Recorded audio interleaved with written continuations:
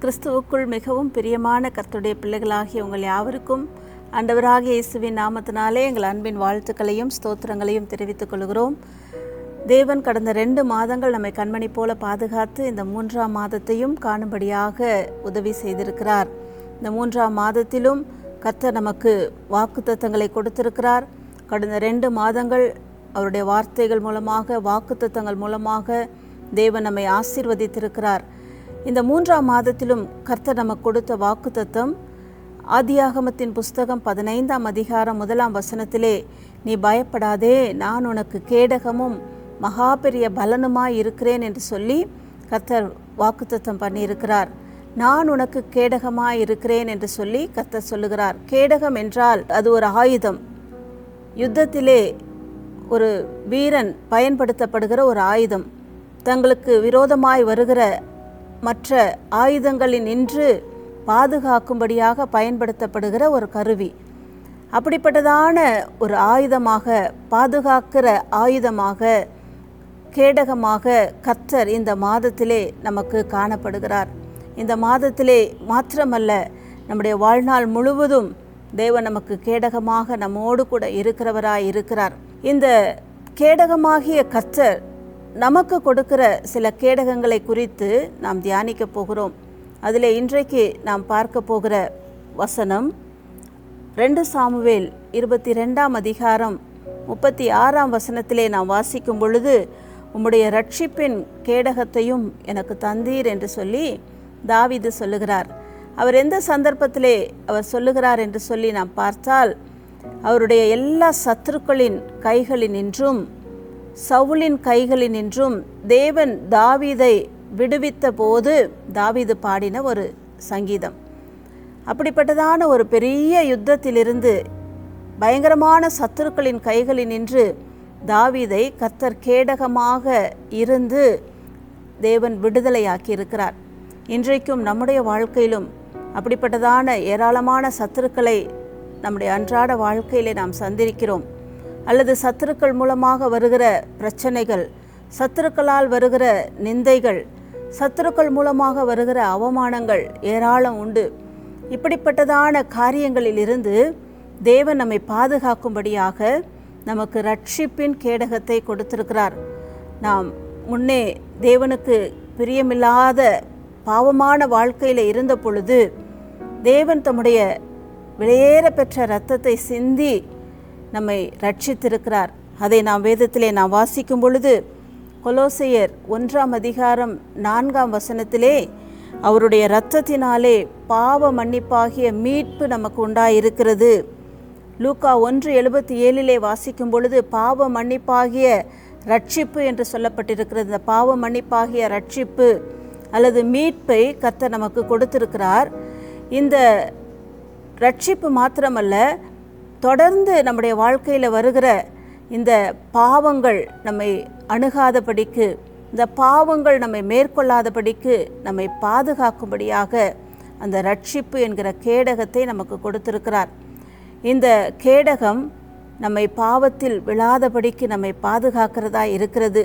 அது மாத்திரமல்ல, தேவன் அன்றைக்கு தாவீதை எல்லா சத்துருக்களினின்று மீட்டதைப் போல நம்முடைய வாழ்க்கையிலும் வருகிற அநேக காரியங்களிலிருந்து நம்மை மீட்கும்படியாக தான் இந்த ரட்சிப்பு என்ற கேடகத்தை நமக்கு கொடுத்திருக்கிறார். அப்படி என்றால், இந்த ரட்சிப்பு என்ற கேடகத்தின் மூலமாக நாம் பெற்றுக்கொள்ளுகிற நன்மைகள் அல்லது நாம் பெற்றுக்கொள்ளுகிற ஆசீர்வாதங்கள் என்ன என்று சொல்லி பார்க்கும் பொழுது, ஏசாயா தீர்க்கதரிசியின் புஸ்தகம் 45ஆம் அதிகாரம் 17ஆம் வசனத்திலே நாம் பார்க்கும் பொழுது, இஸ்ரவேலோ கர்த்தரால் நித்திய ரட்சிப்பினாலே ரட்சிக்கப்படுவான், நீங்கள் வெட்கப்படாமலும் கலங்காமலும் இருப்பீர்கள். இந்த ரட்சிப்பு என்கிற இந்த கேடகத்தினாலே தேவன் நமக்கு கொடுக்கிற ஆசீர்வாதம், நாம் வெட்கப்படாமலும் கலங்காமலும் இருப்போம் என்று சொல்லி கர்த்தர் சொல்லுகிறார். நித்திய ரட்சிப்பினாலே நாம் ரட்சிக்கப்படும் பொழுது நம்முடைய வாழ்க்கையிலே வெட்கமோ கலக்கமோ இல்லாதபடிக்கு தேவன் நம்மை பாதுகாக்கிறார். என்னை கேட்டுக்கொண்டிருக்கிறதான அருமையான பிள்ளைகளை, உங்களுடைய வாழ்க்கையிலும் இந்த ரட்சிப்பு என்ற கேடகத்தை கர்த்தர் உங்களுக்கு கொடுத்திருக்கிறார். அதனாலே உங்களுடைய வாழ்க்கையிலே இனி எந்த விதமான கலக்கமும் இல்லை, எந்த விதமான வெட்கமும் இல்லை. அது மாத்திரமல்ல, சகரியாவின் புஸ்தகம் 8ஆம் அதிகாரம் 13ஆம் வசனத்திலே நாம் பார்க்கிறோம், நீங்கள் ஆசீர்வாதமாய் இருக்கும்படி நான் உங்களை ரட்சிப்பேன். இந்த ரட்சிப்பு என்ற கேடகம் நம்மோடு கூட இருக்கும் பொழுது, அதனால் நாம் பெற்றுக்கொள்ளுகிற நன்மை என்ன என்று பார்க்கும் பொழுது, நாம் ஆசீர்வாதமாய் இருக்கும்படி, நம்முடைய வாழ்க்கையில் எல்லாவித ஆசீர்வாதங்களையும் பெற்றுக்கொள்ளும்படி இந்த ரட்சிப்பு என்ற கேடகம் நமக்கு உதவி செய்கிறதா இருக்கிறது. ஆகவே அருமையான கர்த்தருடைய பிள்ளைகளே, தேவன் நமக்கு கேடகமாய் இருக்கிறார். அது மாத்திரமல்ல, ரட்சிப்பு என்கிற கேடகத்தை நமக்கு கொடுத்திருக்கிறார்.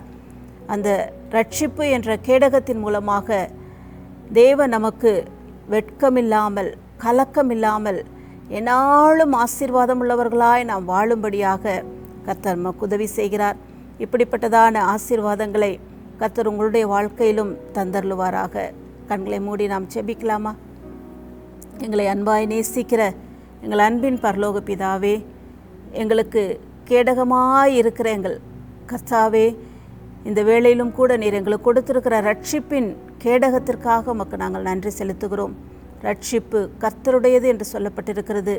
ரட்சிக்கப்படும்படிக்கு உம்முடைய நாமமே அல்லாமல் வேறொரு நாமம் கட்டளையிடப்படவில்லை என்று சொல்லப்பட்டிருக்கிறது. ஆகவே நீரே எங்களை ரட்சிக்கிறவர், ரட்சிப்பு என்கிற கேடகத்தை எங்களுக்கு கொடுத்திருக்கிறவர் நீர்தான் ஆண்டவரே. நாங்கள் வேதத்திலே வாசிக்கும் பொழுது, உன்னை ரட்சிப்பதற்காகவும் உன்னை தப்புவிப்பதற்காகவும் நான் உன்னோடு கூட இருக்கிறேன் என்று சொன்னவர் ஆண்டவரே. நீர் ரட்சிப்பின் கேடகமாக நீர் எங்களோடு கூட இருக்கிறீரப்பா.